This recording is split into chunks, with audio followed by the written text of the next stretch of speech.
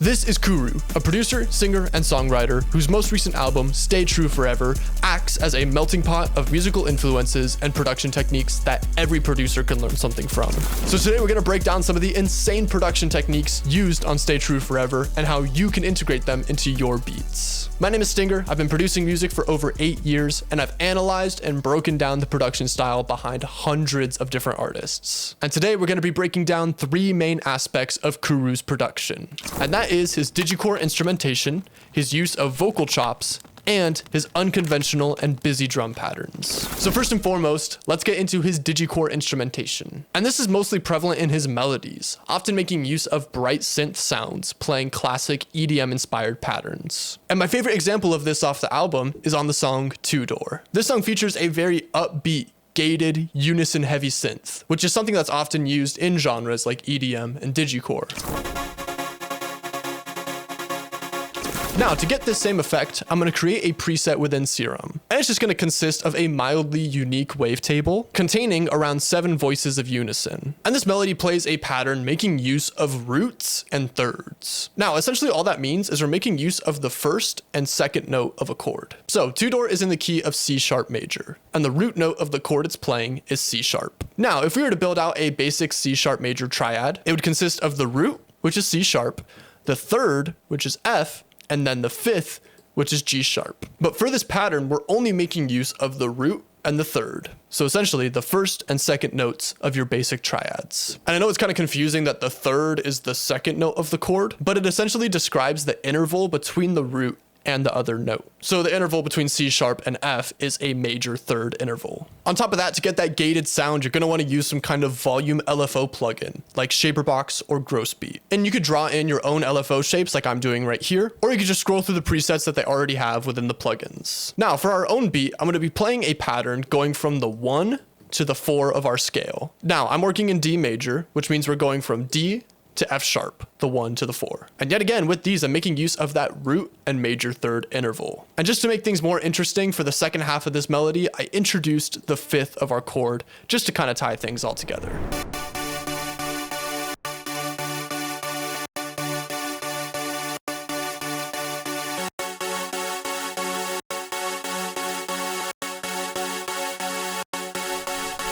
Now, yet another technique that's prevalent within Two Door is the use of downward stair melodies that vary in the octaves. And we can hear this right at the beginning of the song.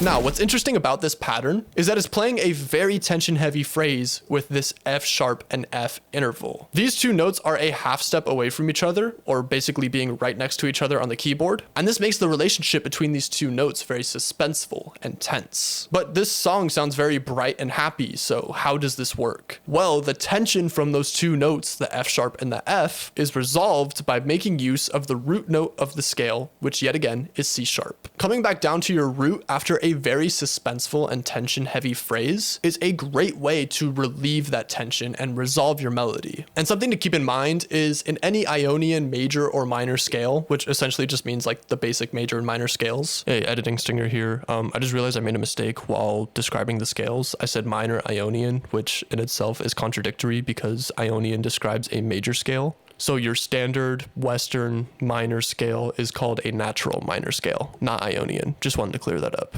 Enjoy the rest of the video. There's going to be 2 places where the notes are a half step away from each other. So in this melody, I'm going to make use of both of our half step intervals. For the first section, the root of our chord is D. So I'm going to use this half step interval right above the D to create that tension and then release it. And for the second half of our melody, our root note is F sharp. So I'm going to use the other half step interval in our scale, which is D and C sharp.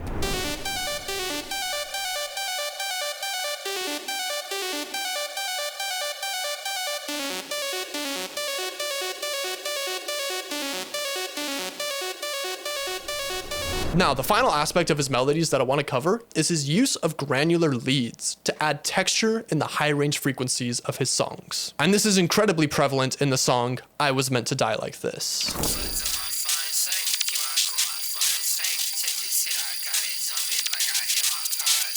That really high frequency lead sound does so much to add texture to this beat. So to replicate that, we're gonna take pretty much any kind of gritty lead sound we can find, play a pattern that's very high in the octaves, and apply some kind of granular effect plugin, like Portal, Crystallizer, or if you're looking for a free alternative, Emergence. This is going to scramble those grains, giving it a glitchy textural sound, which makes it a more interesting textural component of our melody rather than it being just a basic lead. And one thing I do want to mention is for this lead pattern, I'm playing the fifths of our chords from our gated melody. So if you'll remember, our progression was going from D to F sharp, and the fifth of D is A, and the fifth of F sharp is C sharp. I recommend doing this with lead patterns, as instead of just playing the same phrases or notes as you are with other melodic components, you're instead harmonizing with them and building upon the already existing melody, rather than just adding stuff where it doesn't really need to be added. So that's going to completely cover his Digicore instrumentation within his melodies. So the next aspect of his production that I want to cover is his use of vocal chops. And there are many examples of this throughout the album, but my favorite is from Somewhere Going Home, which features this Japanese style Vocaloid loop.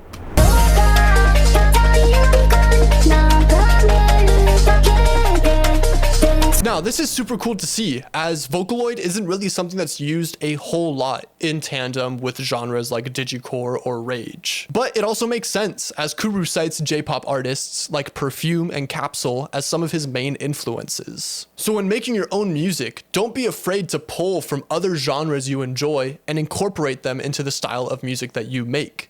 You really never know what's going to sound good. But with that being said, to fit that style, I'm going to throw down this J-pop vocal that I found from Splice during the intro section of our beat, and then chop it up using Fruity Slicer to play during the chorus section of our beat.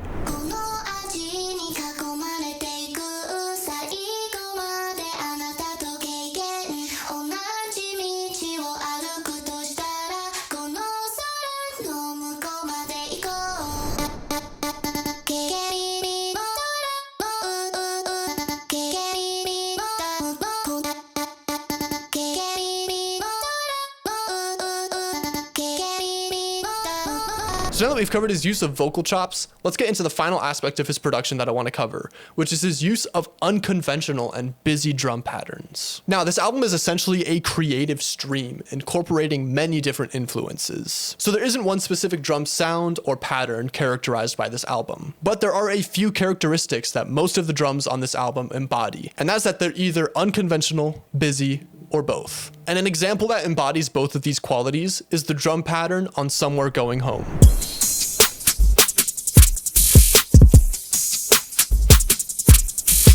These drums feature a busy hi-hat and counter snare pattern playing chaotic and unpredictable rolls, as well as an unconventional main snare pattern playing a drill-like rhythm rather than hitting on the conventional 2 and 4. Now, to achieve this over-encumbered busy sound, you're going to want to layer a bunch of different drum components ranging from 808s, hi-hats, claps, snares, perks, cymbals, open hats, all that kind of stuff, because you really want your drums to feel as busy as possible. And with these drums, we're going to play some unconventional patterns. Yet again, a good way to do this is by playing a drill-like rhythm with your snares, incorporating incredibly busy counter snare patterns,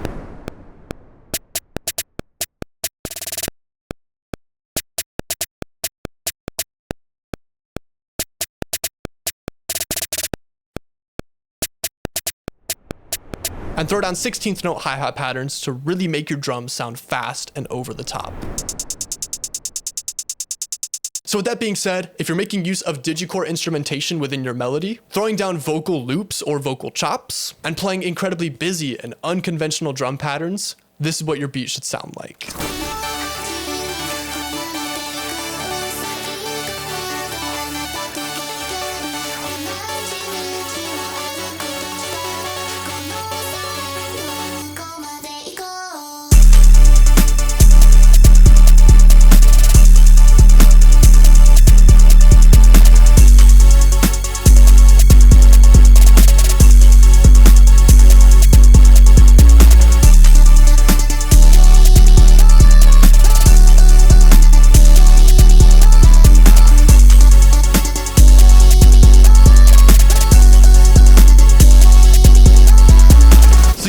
gonna completely cover the insane production behind Kuru's Stay True Forever. I really hope you enjoyed today's tutorial and learned something new. If you have any questions at all, throw them in the comment section down below and I will do my best to answer them. As well as that, consider checking out my Patreon, where you get both the FLPs for all of my beats in all of my videos, as well as the raw, unedited cookup videos of me making the beats. That way, if you wanted to study the mixing, the mastering, the arrangement, the melodies, the drums, all that kind of stuff, it's right at your fingertips. And finally, consider subscribing, as I post 1 tutorial a week and 1 sound kit a month.